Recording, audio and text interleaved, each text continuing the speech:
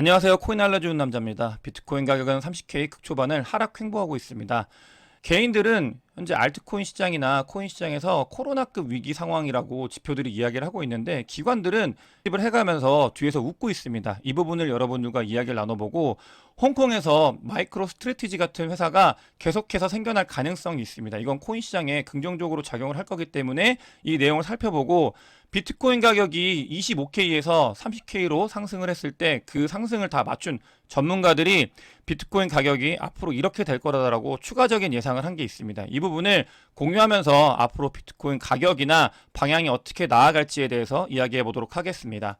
먼저 미국에서 이 헤지펀드들이 숏 포지션을 꽤 빠르게 정리하고 있는 모습을 확인할 수 있습니다. 이거는 2020년도에 코로나 때 주식시장이 하락을 했다가 그 뒤에 반등을 하면서 이 숏 포지션을 정리하는 것과 같은 급의 정리들이 일어나고 있고, 이 부분이 긍정적으로 작용할지에 대해서는 좀 더 살펴봐야 되겠습니다. 하지만 확실한 거는 헤지펀드들이 이제 스스로 하락에 베팅했던 부분들을 걷어들이고 있다, 이런 것들이 나타나고 있습니다. 이번 주에 미국 CPI 발표가 예정이 되어 있는데요. 제가 CPI 발표 한번 꺾였을 때, 디스인플레이션이 시작됐을 때 이 추세는 당분간은 거스르기 힘들다라고 말씀을 드렸고, 실제로 지금 인플레이션은 계속해서 하락을 하고 있습니다. 금리 인상의 명분이었던 이 인플레이션, CPI 발표에서 나오는 수치가 낮아지게 된다고 하면은 금리 인상의 명분이었던 게 꺾이는 거기 때문에 앞으로 시장에서 어떻게 받아들이고 어떤 정책적인 작용이 있는지에 대해서는 살펴보면 되겠습니다. 다만 금리 인상의 명분이었던 이 CPI는 더 이상 위협할 수 있는 단계가 아니다. 오히려 디스인플레이션을 넘어서 디플레이션을 걱정할 수도 있는 단계에 다다르고 있다는 게 주어진 지표에서 보여주는 상황이고, 거기에 맞춰가지고 정책적인 대응을 할 거기 때문에 그 부분을 살펴봐야 되겠습니다. 제목에서도 개인들이 힘든 상황이라고 말씀을 드렸는데, 이 크립토 업계에서도 그러니까 기업들, 크립토에서 실질적으로 무언가를 빌드하는 기업들이 어려운 상황이라는 게 이 수치로 보면 알 수 있습니다. 불장일 때는 크립토 스타트업들이 많이 생겼다가 같은 경우는 거의 98%가 줄어들었다고 해요. 새롭게 생겨나고 있는 크립토 스타트업이 없다. 이 말은 크립토에 신규 자금이나 신규 인력들이 공급이 되지 않고 있는 상황이고, 남아있는 기업들이 혁신을 해나가고 있다. 그렇기 때문에 이 안에서 어떤 것들이 있는지 잘 살펴야 되고, 그 뒤에 장이 좋아지면은 이런 것들은 우상향하기 때문에 자리는 역설적이게도 오히려 저희가 좋은 코인이나 좋은 기업들을 찾아가기에 좋은 자리다라는 것을 확인할 수 있습니다. 다시 30K에 올라온 비트코인이 하락 횡보를 하면서 볼륨량이 늘어나고 있지 않은 모습을 확인할 수 있습니다. 이거 같은 경우는 작년 말 같은 경우에서도 하락을 했을 때 이 볼륨량이 줄어든 것을 확인할 수 있는데, 이런 모습들, 이렇게 줄어들었다가 다시 반등을 하고 다시 줄어들고 있는 모습을 확인할 수 있고요. 조만간 이 변동성이 나타날 거라는 게 이 거래 볼륨량으로서 확인을 할 수 있습니다. 왜 개인들이 코로나급으로 좋지 않은지에 대해서 지표로 보게 되면은, 지금 알트코인의 시가총액이거든요. 근데 보시게 되면은 이때가 코로나 때인데, 그러니까 로우라 그래서 저점을 갱신을 했다, 이렇게 보면서 지표로 나타내고 있는데, 상승을 한 다음에 보시게 되면은 계속 저점을 갱신하고 있어요. 로우라고 해가지고 이 저점을 갱신하고 있는 지점들, 이걸 보게 되면 최근이잖아요.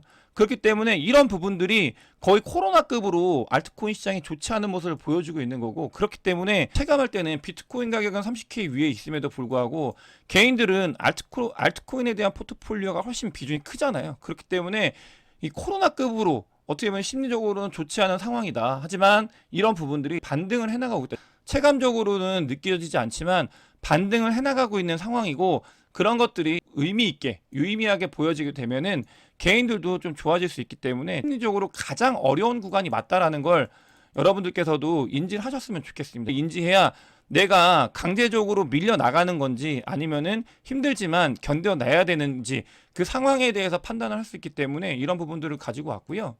저의 뮤즈 같은 존재죠. 그러니까 SG라는 애가 있어요. 이거는 좀 크립토에서 숏 배팅으로 유명한 친구인데, 이 친구가 또 오랜만에 입을 털었습니다. 비트코인 가격이 좀 하락을 하니까 BT 관련돼서 짝대기를 이렇게 그어가지고 이렇게 하락을 한다고 이야기를 하고 있어요. 저는 개인적으로 이 친구가 저의 뮤즈라고 하는 거는 그냥 좀 반대의 뷰로 보고 있기 때문에 그렇게 말씀을 드리는 거고, 그러니까 보시게 되면은 뭐 27K까지 다시 하락을 할 거다, 이런 이야기를 하고 있기 때문에 한번 어떻게 될지, 얘의 관점이 맞는지에 대해서 살펴보는 것도 좋을 것 같습니다.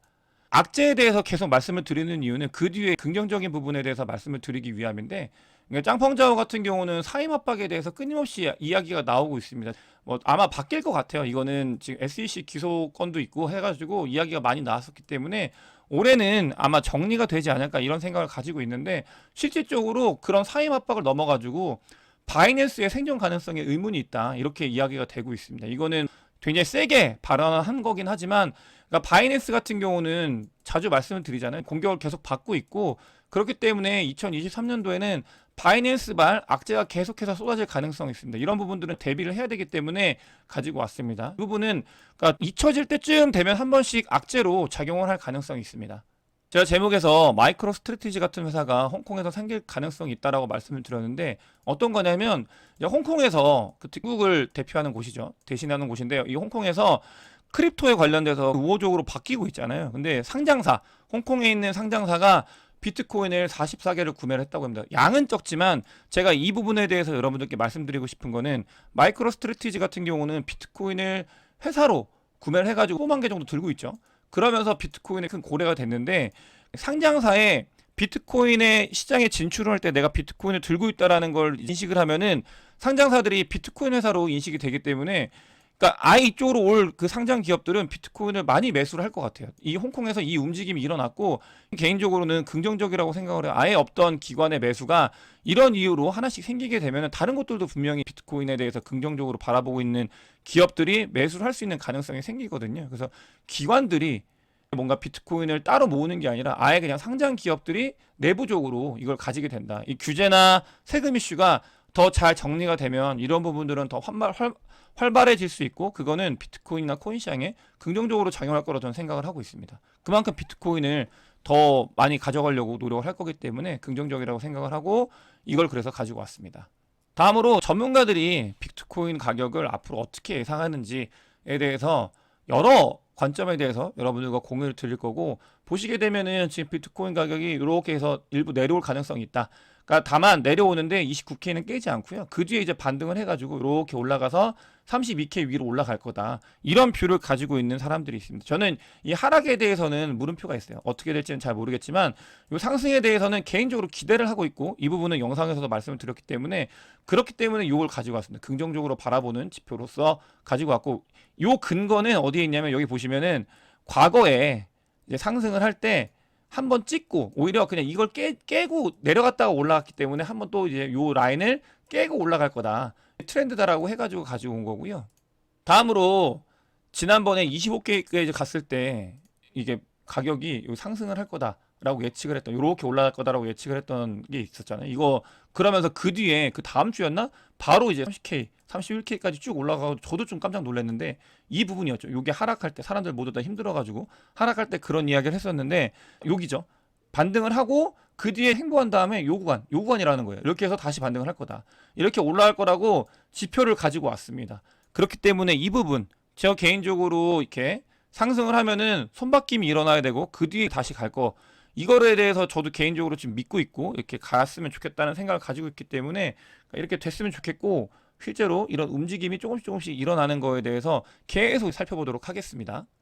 다른 것들을 보면 이 크립토콘이라는 사람 걸 가지고 왔는데 저항 구간이고요. 이 저항 구간이 지나고 나면은, 그러니까 요 저항을 뚫고 나면 그 뒤에는 올라갈 거다. 이런 뷰를 가지고 있습니다. 이거는 사실은 2023년도를 자기가 나타낸 건데, 이것도 많이 쓰는 것 같아요. 차트 할 때 단기적인 뷰도 그렇지만 중장기적으로 이런 뷰로 보시는 분들도 은근히 있어가지고, 요게 이제 다시 올라갈 수 있는 가능성에 대해서 39K까지 이야기를 하고 있는데 38K까지 보는 사람들 많이 있거든요. 그래서 35에서 38K 사이에 안착을 했으면 하는 바람에서 저도 가지고 왔습니다.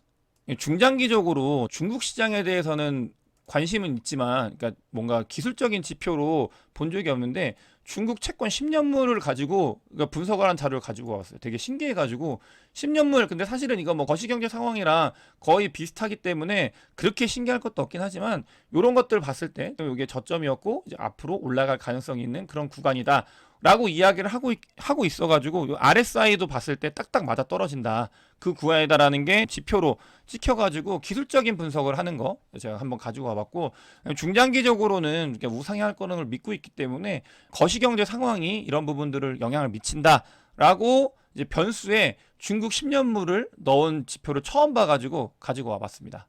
앞에서 말씀드린 거는 개인들 힘들다고 말씀을 드렸잖아요. 알트코인이 거의 코로나급으로 그러니까 심리적으로 압박을 느끼고 있는데 이럴 때 기관들은 웃으면서 롱 포지션을 계속 늘려가고 있는 모습을 확인할 수 있습니다. 그러니까 개인들을 흔들고 있는 거죠. 물론 롱으로 갈지 숏으로 갈지는 알 수 없지만 일단 기관들은 롱 포지션을 역대 최고치를 갱신할 만큼 이거 중장기 투자하는 거거든요. 계속 갱신을 하고 있다. 이런 것들을 보고 있고 되면은 장기 투자 펀드 롱 포지션이 늘어났다라고 볼 수 있고요. 또 다음으로 봤을 때 그러니까 비트코인 현물 ETF 블랙록이 이제 신청을 한 뒤에 미국 기관들이 비트를 모아가고 있는 걸 확인할 수 있습니다. 그 다른 어떤 움직임보다도 유의미하다고 생각을 하는데 이렇게 비트를 모아가고 있는 미국 기관들에 대해서 지표로 찍혀 있는 걸 여러분들과 공유를 드리고요. 그렇기 때문에 개인이지만 기관들은 사람들을 고통스럽게 하고 본인들은 뭔가 작업을 하고 있다라는 게 지표로 찍히고 있다라는 거를 공유 드리겠습니다. 부채 한도 상향 이슈가 한때 이 코인 시장과 자산 시장에 압박감으로 작용을 했었는데 타결이 됐잖아요. 어떤 식으로 타결이 되냐면 그때 보시게 되면은 그러니까 대선 때까지 업사이드 캡을 안 뒀어요. 그냥 무한으로 찍어낼 수 있게끔 되게 웃겼었는데 그걸 했었는데 지금 보게 되면은 부채 한 달 동안 1조 달러를 증가시켰다고 합니다. 1조 달러면 거의 천조죠, 천조. 증가를 시켰대요. 그러니까 마이클 노보그라치는 미친 짓이다. 이거는 말이 안 된다. 그래서 비트코인을 사라 이렇게 이야기를 하고 있고, 그러니까 부채 한도 상향 이슈가 끝나고 나서 부채를 정말로 어마어마하게 찍어내고 있고, 그건 다 민간에서 다 받아들여주고 있습니다. 그래서 보시게 되면은 미국 연방 정부의 이자 지출액을 보면 말이 안 되는 것 같아요. 그래프가 이게 말이 되는 건지 이게 사실상 그러니까 미국이 아니면 누가 감당을 하겠어요. 자기들 돈을 찍어가지고 돈으로 또 갖고 있고, 그러면서 돈을 또 찍어내고 있고 이런 식으로 그냥 연구 기관이라고 하나요? 계속 무한으로 반복해서 돌아가고 있는 그런 구조인데 어쨌든 간 이렇게 이자 지출액이 늘어나고 있다. 이런 모습을 보이고 있고 그렇기 때문에 미국에서도 그 압박감을 느껴서 그러니까 미국하고 중국이 많이 다퉜다가 지금 화해의 그림이 그러니까 많이 이제 보여지고 있어요. 그런 것들이 이번에 CPI 발표가 나고 또 그 뒤에 그러니까 미국하고 중국하고 또 서로 으쌰으쌰 하자고 이야기도 하고 그런 것들이 어떻게 보면은 그때는 자산 시장에 돈 풀리는 게 그러니까 자산이 올라가는 거에 가장 빠른 길이잖아요. 그런 모습들을 좀 기대할 수 있지 않을까 이런 생각을 가지면서 개인들은 힘들지만 기관들은 웃고 있다. 그렇기 때문에 가져가야 될 방향이 어디인지에 대해서 이야기해보는 시간을 가졌습니다. 오늘 영상이 도움이 되셨으면 구독과 좋아요, 많은 공유 부탁드리겠습니다. 영상 봐주셔서 대단히 감사합니다.